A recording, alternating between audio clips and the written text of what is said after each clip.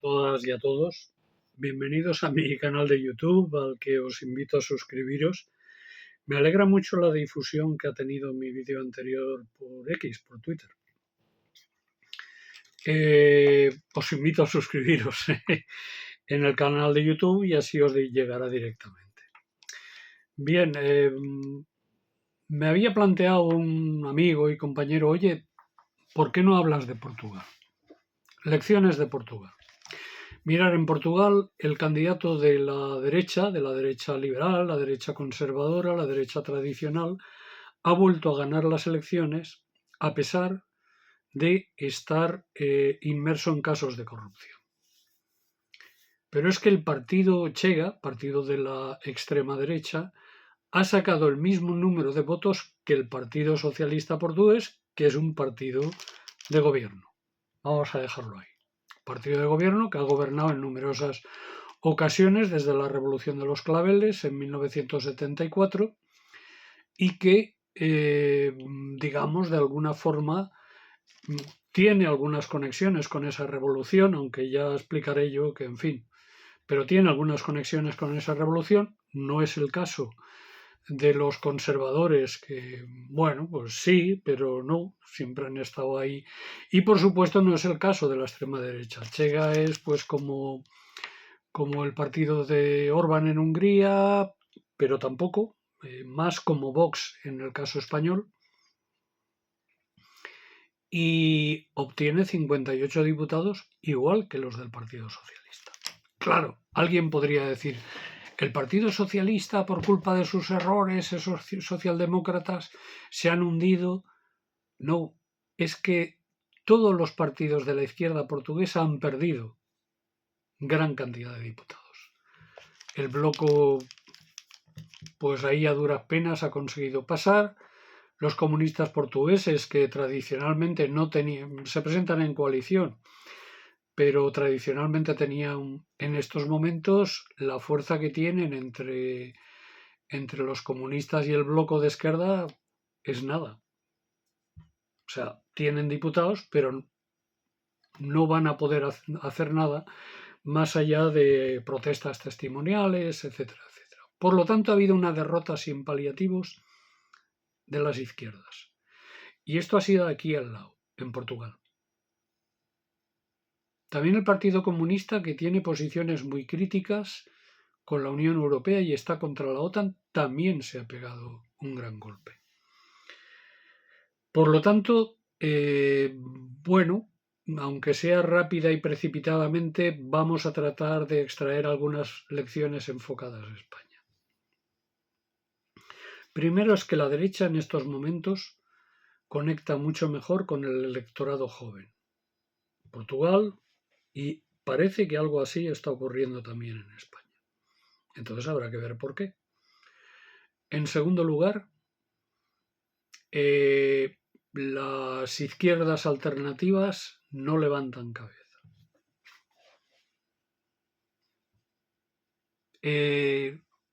Luego no hay trasvase de votos. El trasvase de votos del Partido Socialista se produce hacia la derecha tradicional, que sería aquí el PP, y Chega hacia la extrema derecha, que sería aquí en el caso español Vox. Pero no se traslada a la extrema izquierda. Por lo tanto, yo el otro día en una reunión que hubo en Valencia lo advertí. Mucho cuidado con el electorado del PSOE, con Podemos frotarse las manos yendo contra el PSOE pensando que así va a obtener votos, porque los votos que pierda el PSOE fundamentalmente van a ir a parar a la abstención o van a ir a parar, como están yendo en algunos casos, a Vox, incluso al PP. No se los va a llevar otra fuerza alternativa. ¿Y esto por qué es?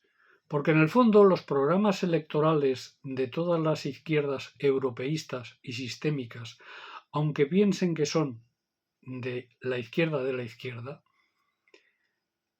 tienen programas muy parecidos.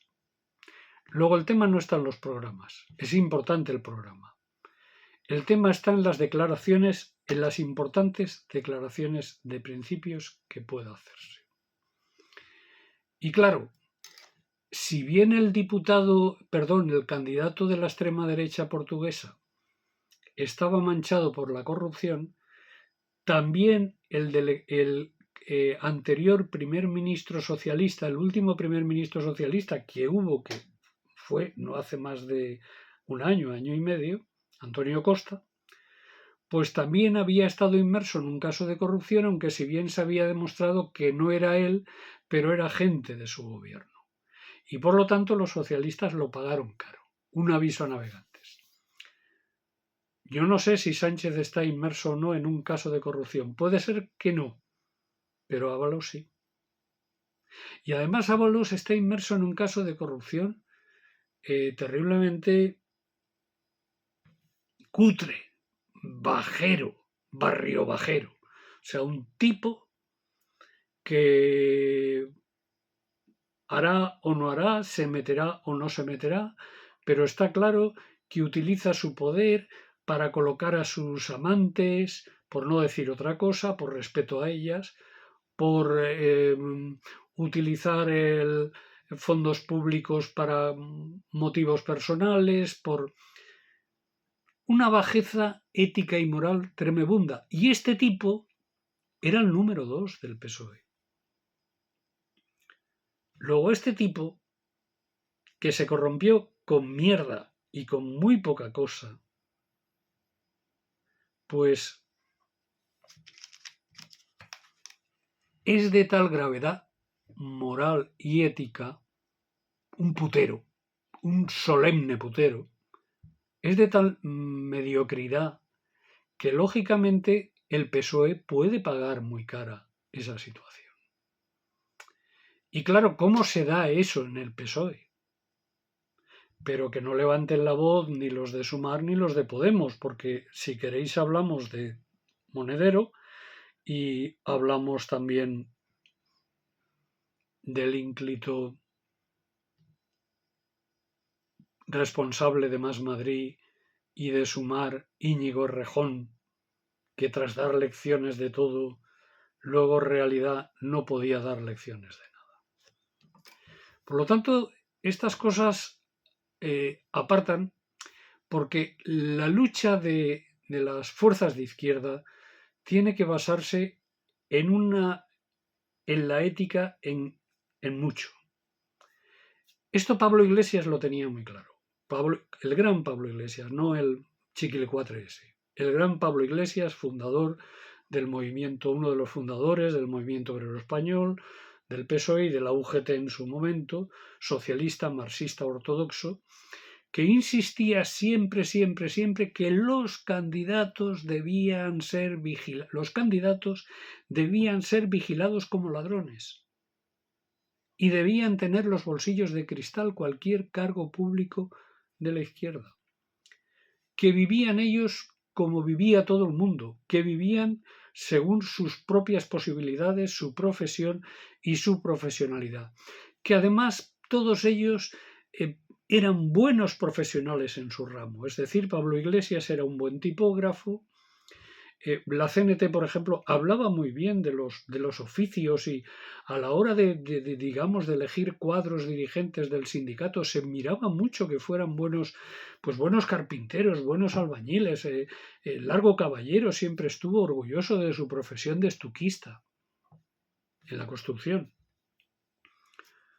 Y claro, esto ya no ocurre, porque la mayor parte de los cuadros y los dirigentes de los partidos de izquierda no vienen de cuadros que se han tenido que ganar el pan fuera de la política. Viven de la repesca y de la cooptación entre ellos, de forma que el mensaje que dan a las personas jóvenes es: si quieres hacer política y avanzar en política, te tienes que hacer profesional, no ser un buen profesional, hacerte profesional, que no es lo mismo, tanto en hombres como en mujeres. Y por lo tanto, si la política se ve por la parte joven, por la población joven, como una carrera profesional y no como lo que es un esfuerzo y un compromiso serio y contundente por cambiar las cosas, pues asqueados se van al otro extremo, al otro sitio. La derecha es corrupta por naturaleza. A la derecha la corrupción no le pasa factura. El PSOE, Sumata, no se enteran. A la señora esta, la impresentable choriza de la Ayuso, sionista y en favor del genocidio israelí, o sea, es una tipa que está en favor de las matanzas contra el pueblo palestino. A esta señora la corrupción, el ático, eso no le va a pasar factura. Eso es la derecha. Y ellos están bien y además entienden que el que está ahí pues tiene que robar. Y roban. El famoso este que hay en Andalucía que va de moderado, el presidente de la Junta de Andalucía del PP que va de moderado y no tiene nada de moderado, está haciendo lo mismo que Ayuso en Madrid, pero eso sí, sin... Y aquí hay negocios. Y hay también un caso de detección de corruptelas o corrupción de trasvase de la economía, de la gestión sanitaria pública en favor de la gestión sanitaria privada. Pero eso no le está pasando factura. Porque claro, las derechas del sistema no se atreven a decir que hay que nacionalizar toda la sanidad, que toda la sanidad debe ser pública.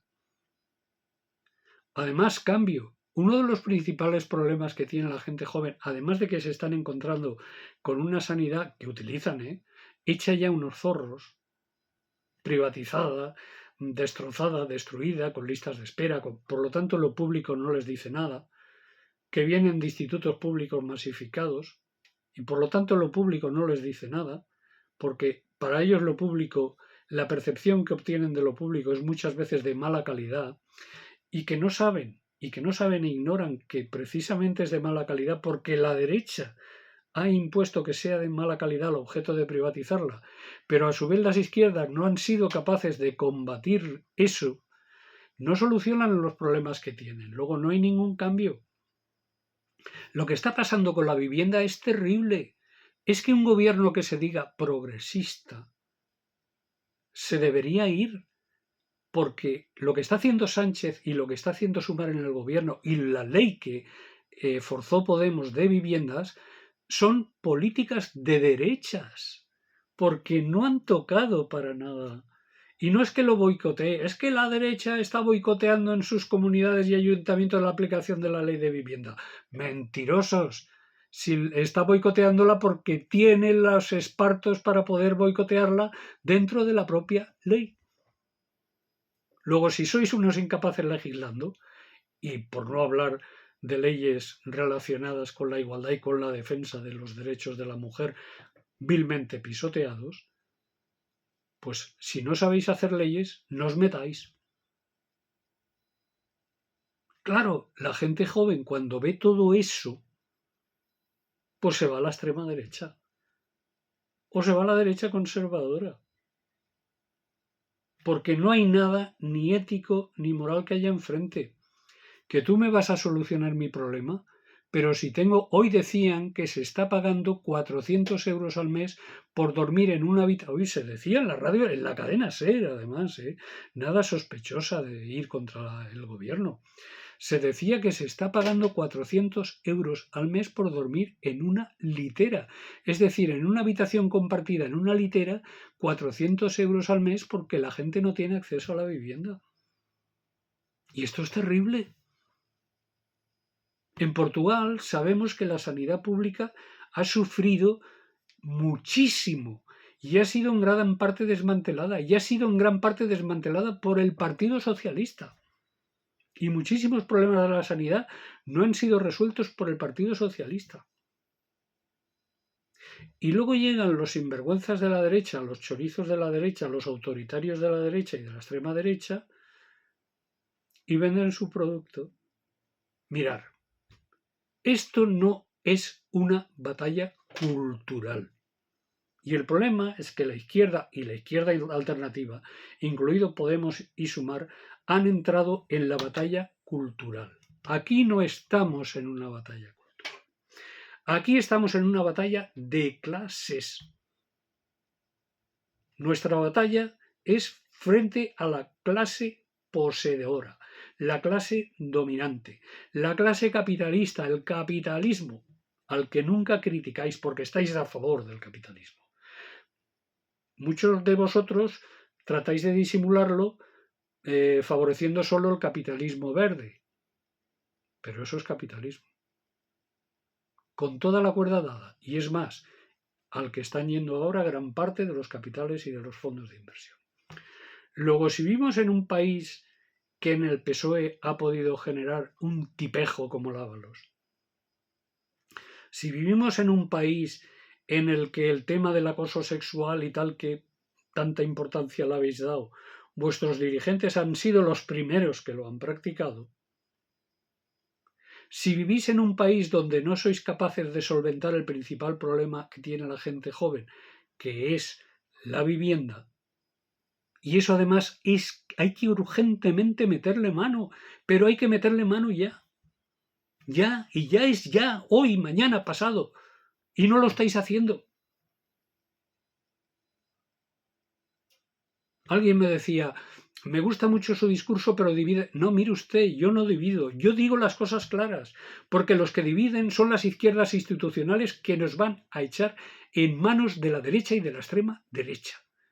Y por eso, porque no son de fiar, hace falta gente, personas, organizaciones y partidos que sí lo sean y sí lo puedan frenar, porque ellos no están capacitados para frenar. Y vamos por el mismo camino que Portugal. Porque también la izquierda alternativa en Portugal se ha dado la grandísima hostia. Por lo tanto, hace falta hablar claro. Primero, hay que irse de la Unión Europea porque la Unión Europea solo favorece a las multinacionales, a los ricos y a los intereses extranjeros y espurios de la anglósfera. Solo favorece a los fondos de inversión privados y además está por la privatización de la sanidad y de las pensiones públicas y de la enseñanza. En segundo lugar, porque la Unión Europea es en estos momentos más guerrerista que la propia OTAN. La Unión Europea nos lleva a la guerra y al rearme.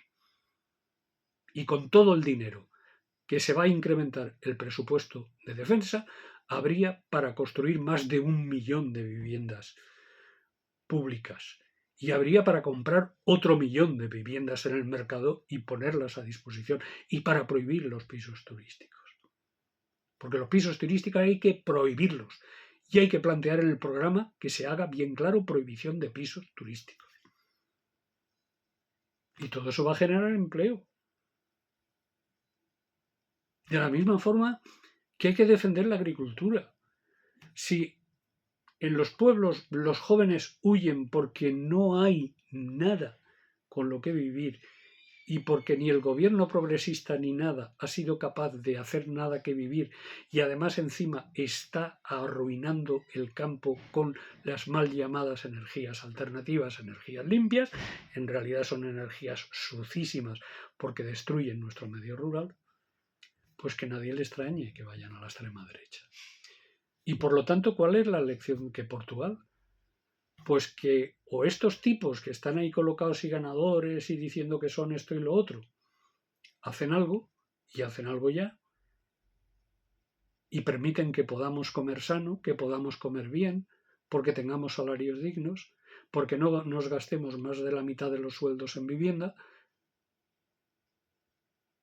pues en ese caso vencerá la extrema derecha, igual que ha vencido en Portugal. Yo creo que no estoy dividiendo, estoy proponiendo una solución. Vamos a hacer otra cosa diferente. Muchas gracias.